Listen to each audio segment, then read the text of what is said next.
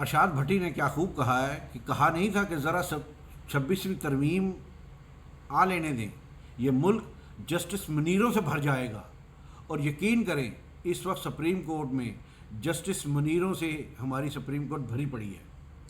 Supreme court کی رہی صحیح کسر فیصل واڈا نے نکال دی، اور حضرت نے ارشاد فرمایا یہی سیاست ہے، اسی پر گزارا کرنا ہوگا۔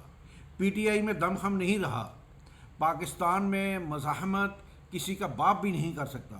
پھر فرمایا کہ 1.5 سال پہلے بتایا تھا کہ مخصوص نشستیں پی ٹی آئی کو نہیں ملیں گی، چیپٹر کلوز ہو گیا ہے۔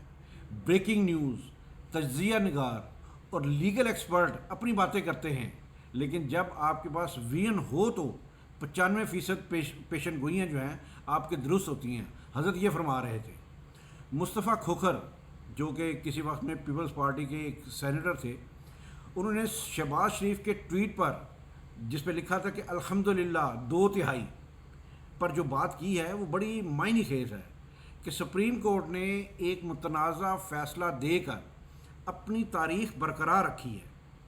مال غنیمت جان کر وہ نشستیں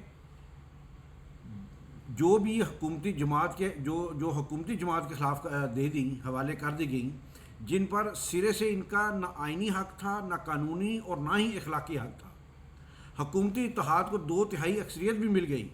آئین کا جنازہ ہے، ذرا دھوم سے تو نکلے۔ اور اس پر وہ ایک شعر ہے نا کہ سنا ہے کہ جنگلوں کا بھی کوئی دستور ہوتا ہے، اس پہ وہ تھا کہ خداون جلیل و معتبر، دانا و بینا، منصف و اکبر، ہمارے شہر میں اب جنگلوں کا ہی کوئی دستور نافذ کر۔